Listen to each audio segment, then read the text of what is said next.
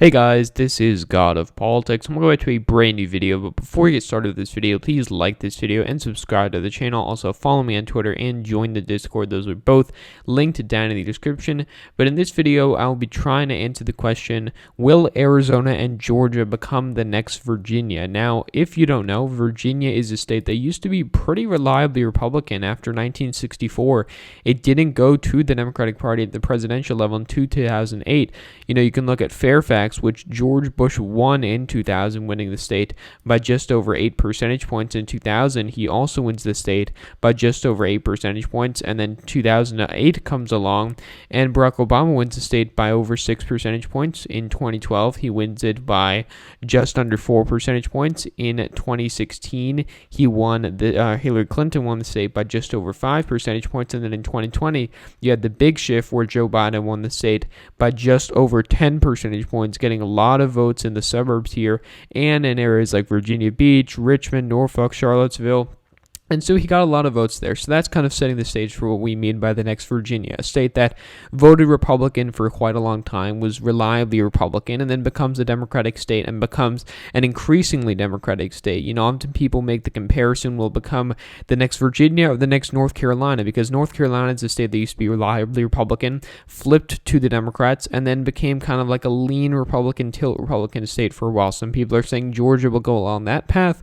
Some people are saying it'll go along the path of Virginia, which it becomes increasingly Democrat. Now, part of it has to do with the Republican Party of each state. There's many examples of this. The Virginia GOP is often seen as very incompetent, similar to how the California Republican Party is seen as very incompetent, and that being one of the key reasons why it became such a Democratic state after the end of the 1980s, the last time they won it being 1988, of course. So there are a lot of reasons for that, but the number one reason, at least, or not the number one reason, but at least a reason, is probably due to the state party themselves. And now, Arizona's Governor Doug Ducey says he sees a, quote, fever in the state Republican Party, and others see the future. Now, there's been a very weird dynamic going on in the Arizona Republican Party. I did try to talk about this in another video, but apparently it got taken down. Well, it got taken down apparently for advancing fraud claims, which is just ridiculous, because obviously people who watch me know that I would never say that the election was rigged. I've been arguing against that for quite a long time, ever since the election, and people started claiming that it was rigged. But that's beside the point. I do want to talk about this. Doug Ducey, who was censured by the Republican Party in the state, along with people like Cindy McCain, along with Jeff Flake, the more moderate members of the party, at least compared to the current Arizona Republican Party. And so you do have Mr. Ducey, Doug Ducey, who has enjoyed widespread Republican support, including from former President Donald Trump for much of his 5 years in office, but simmering tensions in the party over Mr. Ducey's handling over the coronavirus pandemic, his certification of President Biden's win in the state, and his attendance at the presidential inauguration reached a boiling point last weekend. So the Arizona Republican Party, of course, as I pointed out, censured them, and they re-elected their chairwoman, Kelly Ward, who really, if you look at it, is responsible for losing not only the state at the presidential level, but 2 Senate seats and state Senate districts. So that's really not good for the Republican Party that they re-elected her to be the chairwoman. She also is quite far to the right in a state that has a lot of neoconservatives, especially in suburban areas, that carry their victories to the state. And now they decided that they want to keep alienating them by electing their people to chair the Republican Party in this state, who are just completely incompetent and out of touch with the actual base of support in the Republican Party. Because really in Arizona, you need both sides. You need someone who can get the more moderate members that have given victory to presidential candidates in Arizona in the past, and you need the more right-wing supporters, the more Trump-like supporters, to come on board and turn out for the Republican Party. It really looks like they haven't really took the middle route that they needed to do. They took the route that was more far to the right, and that is going to be a problem for the Republican Party. Now, Doug Ducey has become a lot more unpopular as a result of it, and it's going to be quite a problem because as a result, he said that he's not going to be running for Senate. He would have been a great Senate candidate, in my opinion, probably would have beaten Mark Kelly, but he said that he is not running. And now Doug Ducey has come out with these words saying the Republican Party has work to do. There is a fever, certainly at the state level here, and that will break at some point. He said in an interview, my job as governor is to lead the state, to be governor to all the people, and to bring the agenda I ran on. So this is a problem that's going on across the country. Of course, it points out here it's going on in the state of Wyoming, it's going on in Oregon, and it's going on in Georgia, which I'll talk about in a little bit. And this is why I'm pointing this out. The reason I'm pointing this out is because it's one of the reasons that the state of Arizona has become a more Democratic state, because the suburban trend is not really necessarily just because of the brash nature of Trump's politics. It's really just the general policies that he promotes in general, policies that are further to the right than most presidents on things like immigration, on other social issues, things like abortion, gay marriage, things like that. They not necessarily gay marriage, but other issues like that. Trump has moved further to the right, moved the Republican Party, the Overton window of the Republican Party, further to the right than what it already was, and that's alienated suburban voters. And that's why you not only have the trend with Donald Trump, but you have it with generic Republicans as well, because it's not just the brash nature of his politics, but it's also the policies he is promoting. I'm sure that the way Trump acts is accelerating those trends, and it is a reason that Trump did worse than down ballot Republicans in suburban areas, but it is not just about that. And that is one of the big reasons. And Arizona embracing these more far-right policies is not going to help them in the state, and I believe it's going to be a big reason why Arizona probably will go down the path, I wouldn't say as quick as Virginia. I don't believe it's going to become a solidly Democratic state. With Republican gains with Latino voters, there is an opportunity for Republicans to keep winning in the state, but if they go down this path where they're going to embrace these far-right policies, they are not going to continue winning. And to answer the question,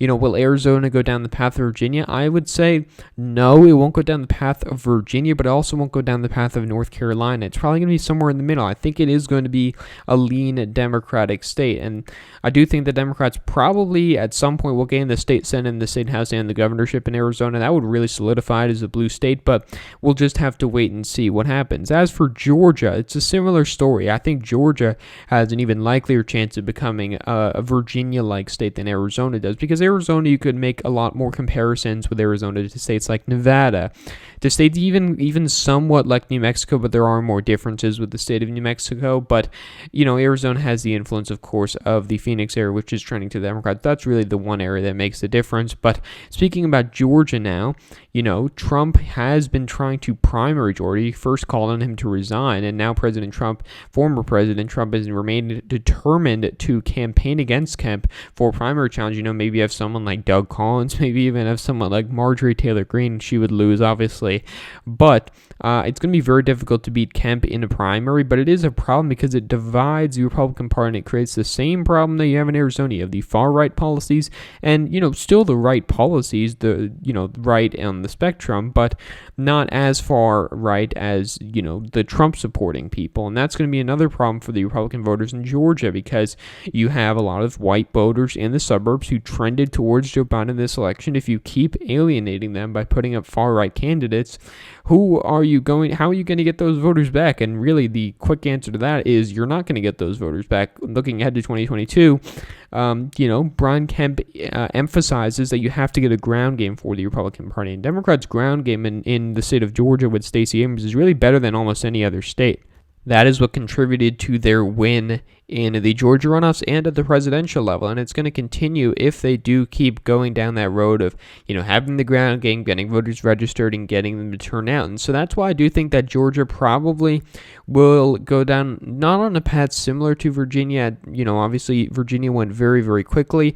I don't think it'll go as fast as that, but I think Georgia will become bluer than the state of Arizona, and this creates a problem for the GOP, because if you have Arizona and Georgia that become solidified for the Democratic Party, Republicans are going to really have to rely solely on the Rust Belt. When you're factoring in electoral vote changes, which I haven't in this map, when you factor in electoral vote changes, even if the Republicans flip, Pennsylvania, Michigan, Wisconsin, they would get a victory, but that's going to be very difficult to do, given the state of Michigan is generally a pretty blue state, and there is room for Democrats to gain. Pennsylvania, there's also room for Democrats to gain, not that much room for Republicans to gain in the rural areas, and so you have a problem here. Republicans are going to have to rely on the Rust Belt here, an area that is losing population, and also trying not to lose states like North Carolina and Texas, which would really be the nail in the coffin for the Republicans. And, you look at the shifts that we're seeing. This is a new map that came out from the New York Times today.